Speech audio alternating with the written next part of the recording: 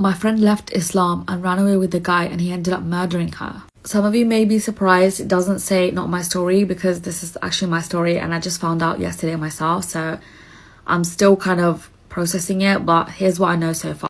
I'll give a quick backstory, but originally I'm from India. I'm South Indian, I speak Tamil, and growing up my parents would always take me back in the summer holidays, the 6-week summer holidays from school. We'd always go back to India and we would spend basically a month and a half there, because I would take like extra week off from school before.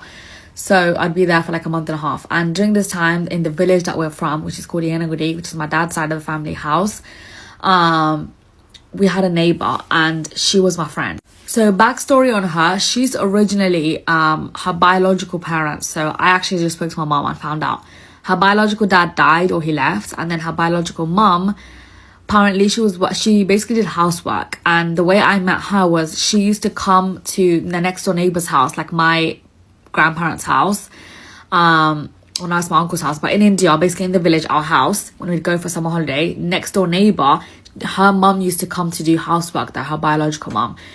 And when she'd do housework, she would bring Bivi, was her name, her Muslim name. I knew her from her Muslim name, so I'm just going to call her Bivi. But I do remember her original name. When she was a Hindu, her name was Kartika. I remember that. And I remember playing with her, and I remember calling her Kartika, like I knew that was her name. And I used to like in India, when you'd go on holiday and stuff, back then it would be like the 90s, where kids would go to each other's house, like in their neighbors, and you'd play. So I would because I was on summer holiday, I had nothing else to do, you know, what else am I going to do? So if my cousins are not there, I would go and play with her next door, and whilst her mum was cleaning the house.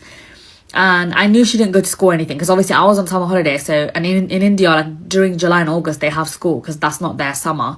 So she was never in school. And then I recently found out about her mum's background as well. Her biological dad apparently died or ran away. And then her biological mum apparently was in one of the houses that she was working in, she ended up getting pregnant, like, by one of the men. I don't know.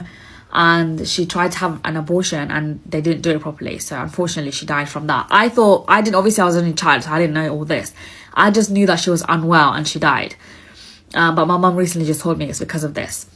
And she literally died in my neighbor's house, and she basically asked like my neighbor, begged her to like take care of her daughter, because she had no one. And we're about 5, like we're both around 5 at that age, because she's the same age as me. And once, because they're a Muslim family and the neighbors, so what they did is they were like, okay, we're gonna adopt, but they didn't do it legally. I think, you know, in India, I don't even know if she had a birth certificate or anything. I'm pretty sure she didn't. I don't even know if her parents knew how to read or write, basically. So they just, you know, there's no legal formalities. Like no one, it's not like Child Protective Service. They're gonna come knocking at the door saying, "Where's the child? Like who's taking care of her now?" Like no one knows. So they just kind of like adopted her. But I think the local like mosque, they call it Jamaat. I think they were aware of it, and they kind of like announced it to everybody. Like they do that in speakers, I guess. Like whenever someone dies or someone's born, they usually announce it. I'm pretty sure like during the Jummah khutbah, like they announced saying, "Oh, they've adopted her," like, you know. And they basically gave her a new name, which was Fatima Bivi. But in India, they call her Fatima, which is like with the accent. But Fatima Bivi, and I called her Bivi. And I literally remember the first day, like she was only 5, but they obviously taught her about Islam, blah, blah, blah. And she became a Muslim and reverted. And I remember like when I saw her, she was like, "You can't call me Kartika anymore. That's not my name. Like my name is Bivi now, and I'm a Muslim." And she was like learning how to wear hijab. Obviously at age 5 it's not mandatory, but still, like she was like playing around with scarf. But the thing is, they took care of her okay, but apparently my mom just told me that her adopted mom and dad, basically they were an old retired couple. So I think her adopted dad worked in a post office before, and he was getting pension, and all of their kids were already grown up kids and already moved out. So it was just them two by themselves. So that's why it made sense for them to adopt her, because they were alone anyway and they didn't have any kids. So but the problem is, they didn't send her to school, even though there's free government school. Literally that road that where like I stayed, my grandma's house, it was called High School Street, because down the road there was a high school, which is a government school, which is free. And they just still didn't send her to school. They kind of kept her in with them, locked all the time, and they gave her food and stuff, but then she was doing housework. I literally remember, like, when we were like 6 years old, this is like a couple of, like, maybe like, yeah, when I'd go back, she would be, you know, when you cook, like, they would make rice on outdoor stove, like, with bricks. I don't know if you guys know, but like, the bottom of the pan would get charred, like, the soot would build up, and she would use a razor, like, you know, like the blade, and I don't know, in India they would sell the blade separately. I don't know for what, maybe for razors, I don't know, but she would have a blade in her hand. Like, we were literally like 5-6 years old, but she would be in the back garden and she'd be scraping the soot, like the burnt part from the bottom of the pot, from the rice pot, and she'd be scraping it with her hands.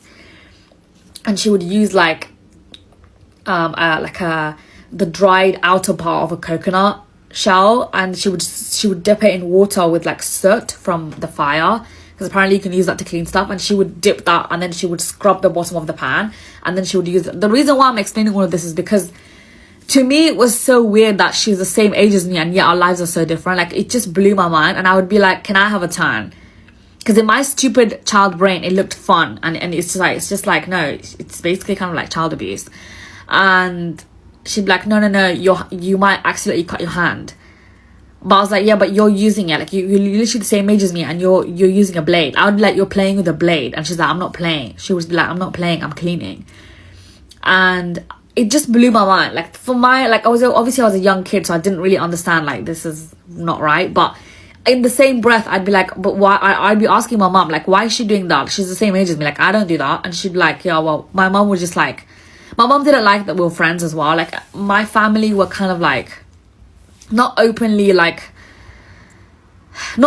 fully racist about her, like, being a lower caste originally, but still, like, they wouldn't let her come in from the front door. Like, if I'd ever invite her, which I'd had to beg to let her come to our house, they wouldn't like that. And even if I got permission, she would have to come in from the side entrance or the back entrance, which I personally was like, what the hell? Like, she's clean, she's indoors all the time. It's crazy. And I always knew it was unfair. And I remember asking her, like, do you not go to school? Like, do you not want to go to school? And she'd be like, well, I'm just grateful that I have a family and I have mom and dad. So I don't know whether they taught that to her or whether, like, she genuinely thought that. But again, we were just kids, so I don't know. And I didn't realize my mom literally, I just spoke to her on the phone, and she said her adopted dad used to, like, beat her up if she spilled something, or I don't know. She's a child. Obviously, when she's doing house chores, she's not going to be able to do it properly. And apparently her adopted mum was much nicer. Like, I knew these people, they were my neighbours, but I didn't know how they treated her. Obviously, I wasn't there 24/7. But when I would go play with her, they would, like, let her play with me because I was there just to play with her, obviously. And I still remember some of the stuff that she taught me because she was my friend. Like, I first discovered garlic, and this might be so random, but I first discovered garlic pickle through her. So random, right? And she was the one who taught me, like, on Friday before Jummah, like, when you do a full shower, if you're ready to go to Jummah prayer, if you also cut your nails, you get rewarded. And I don't know if that's true or not, I need to search it out, but I remember her telling me, like, if you're gonna cut your nails, cut on a Friday before Jummah, because it's sunnah. And I still remember that. Like, every time I cut my nails on Friday, I would always think about her.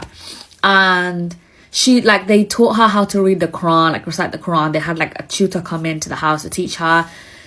She would wear the hijab, like, she was covered up, like, she was at home locked up all the time, but she did housework. And the only time I would, like, go, obviously when I'd go on summer holiday, that's the only time I'd see her. Bear in mind, I wouldn't always stay with my dad's, like, grandparents' home. I would always go to my mom's side of the family as well, so I wouldn't spend the whole 6 weeks with her. It would just be like 2 or 3 weeks.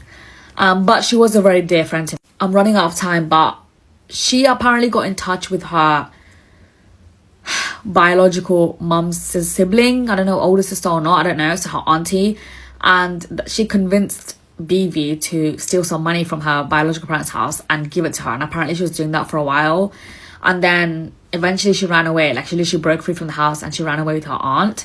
And then so she didn't want to be a Muslim anymore, and she wanted to become a Hindu again, so she changed her name back to Katiha, and she was wearing a dada, and she didn't wear hijab, and she was just, like, living with her auntie. And her adopted parents couldn't do anything because they didn't even legally adopt her, so they couldn't do anything. And I think also at this point she was also 18, so she's considered an adult, so no one could stop her. And then apparently she ran away with a guy that she met, like I think a Hindu guy, and he ended up murdering her apparently. I don't know how he murdered her. I don't know why he murdered her. I will find out more information. Like, I asked my mom to find out from her friends, and I'm just traumatized.